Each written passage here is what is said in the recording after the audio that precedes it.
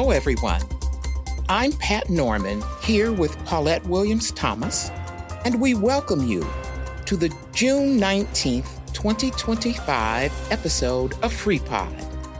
This day, June 19th, is a celebration of freedom and the end of slavery in the United States, specifically commemorating the day the news of freedom reached enslaved people in Texas in 1865. It is a federal holiday, officially recognized since 2021, and is a time for reflection, remembrance, and celebration of African American resilience and achievement. Happy Juneteenth, everyone. Now, let's see what's going on. Work has begun on Carroll Avenue, making it necessary to close the street from Lena Avenue to Empire Street to through traffic. The work being done includes a variety of updates on water mains and sewers, as well as a complete repaving of the street. Once this section of Carroll is completed, the work will move to the north end of the street before the entire street is closed for final paving. Each section will take 4 weeks before final paving begins. Construction areas will be reopened at the end of each day so that residents in the area are able to pull in and out of their driveways during construction. Delays may occur, and it may sometimes take longer to maneuver in the area. Signage gives crews the proper space and safety to work, and ignoring them could result in injury, project problems, and more. Please pay attention to and obey signs for everyone's safety. The Illinois House has unanimously approved Illinois legislation addressing deer overpopulation and sent the bill to Governor J.B. Pritzker's desk for his signature. The bill is backed by the Illinois Farm Bureau in support of farmers and others in the state's agriculture businesses who deal with potential financial loss to their crops as a result of nuisance deer and other wildlife. The changes include requiring biologists in the Illinois Department of Natural Resources to respond to requests within a specific time frame to help farmers address deer-related issues more quickly. The department also must publish clear information on its website about the process associated with the bill, including eligibility criteria and application instructions. Another provision allows landowners to designate a hunter to receive one guest landowner permit that includes one either-sex permit and one antlerless permit for every 240 acres owned in Illinois. These updates stem directly from farmer feedback and discussions with the Department of Natural Resources, facilitated by county farm bureaus across the state. Pending Governor Pritzker's approval, the new bill will officially go into effect January 1st. For more details about the legislation, visit the URL in the print version of this episode of FreePod. Just one more week until the Tour for Cancer annual fundraising event hosted by FHN and the Chain Link Cyclist on Saturday, June 28th. Dave Fonda, who loves cycling and his community, started this fundraiser in 2007. And while he lost his own battle with cancer, his spirit lives on in this annual event. As a reminder, the ride begins at 8 a.m. at Tuddy's Crossing Trailhead at 250 East Stephenson Street in Freeport. There are 30, 50, and 75-mile paved routes to choose from, as well as 40 and 50-mile gravel routes. New this year, the 40-mile two-brewery gravel ride has been changed to an unprecedented three-brewery ride. This is the first one in the nation, and you can experience it yourself right here in Stephenson County. For more information on the route options and to sign up, head to www.fhn.org. Register soon. Did you know Victorian families once celebrated the end of the school year with elaborate ice cream socials, complete with games, lemonade, and mountains of, yes, homemade ice cream? These gatherings were more than just dessert. They were memory makers that brought the whole community together. The Stephenson County Historical Society brings that same spirit to life this weekend at their annual ice cream social on Sunday, June 22nd from noon until 3 p.m. at the museum located at 1440 South Carroll Avenue in Freeport. They're offering ice cream along with live music and fun with antique bicycles, jump rope making, and a DJ. Entry to the museum on Sunday is free of charge. So join them this Sunday to celebrate the summer like they did in the 1800s with joy, laughter, and a cold treat in hand. For more information, contact Museum Director Sharon Welton at 815-232-8419. Again, 815-232-8419.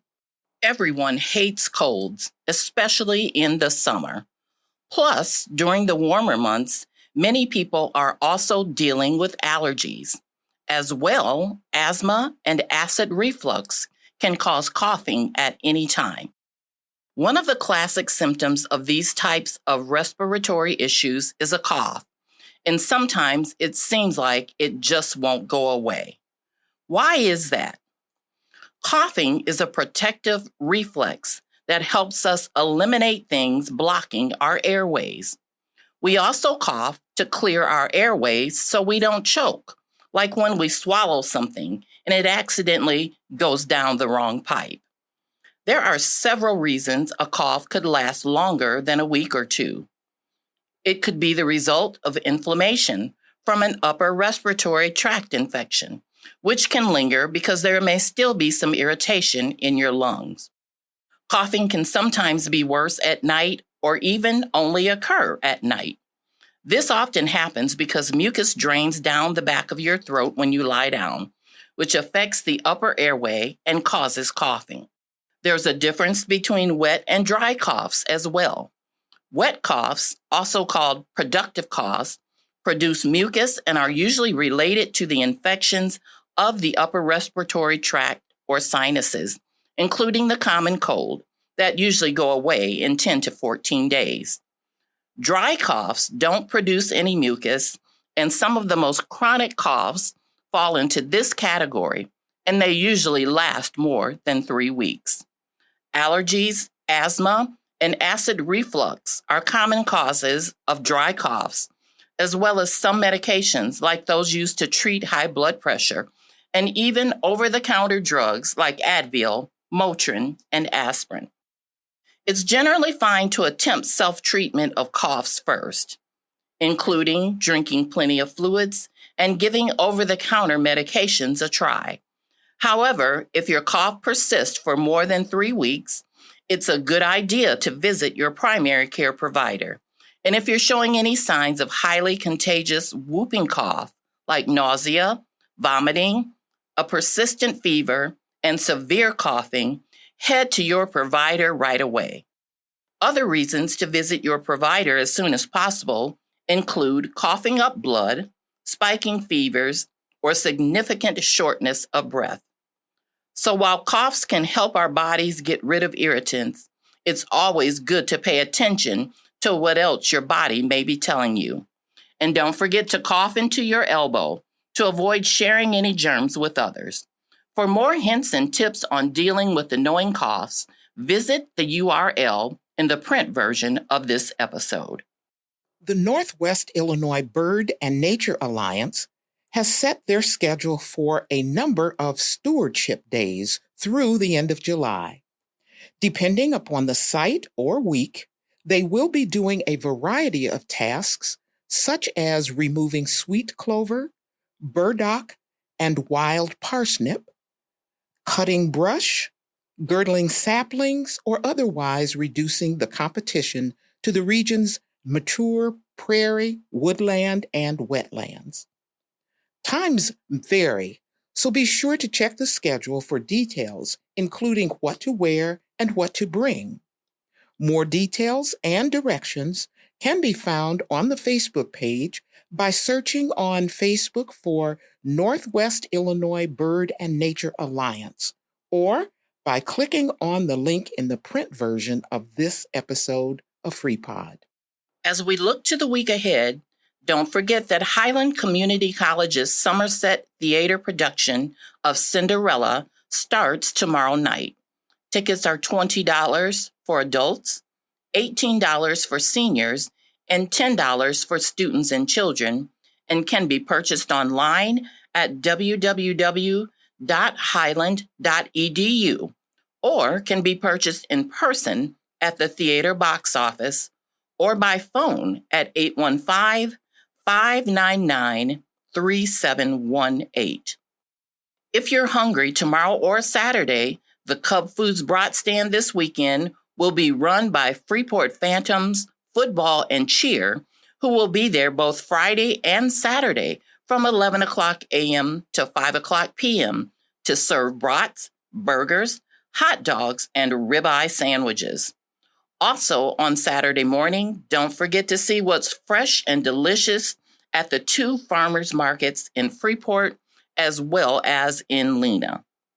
Then on Sunday, don't miss the Freeport Concert Band performance at Crepe Park, featuring conductor Nick Martin, vocalist Derek Simons, and soloist Yvonne Sams on alto sax.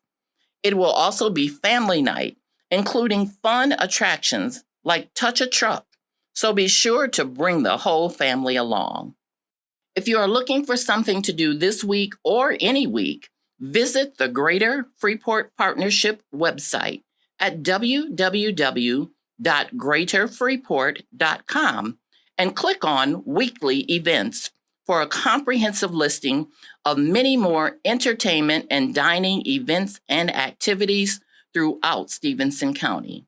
You can also subscribe to the City of Freeport's monthly newsletter at their website, www.cityoffreeport.org. We have links to both in the print version of this FreePod episode.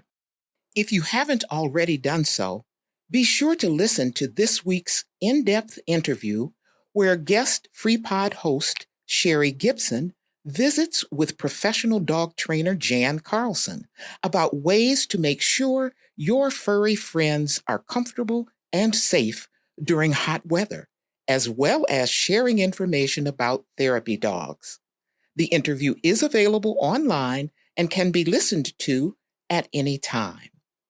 Next Tuesday, Sherry guest interviews for FreePod again, visiting with Aquin principal Beth Heitkamp and Aquin's Blake Musser about the recent changes at Aquin. Their conversation will post at noon on Tuesday, June 24th, and be available to you then or at any time after that. Just head to our website or your favorite podcast platform to select the programs of your choice.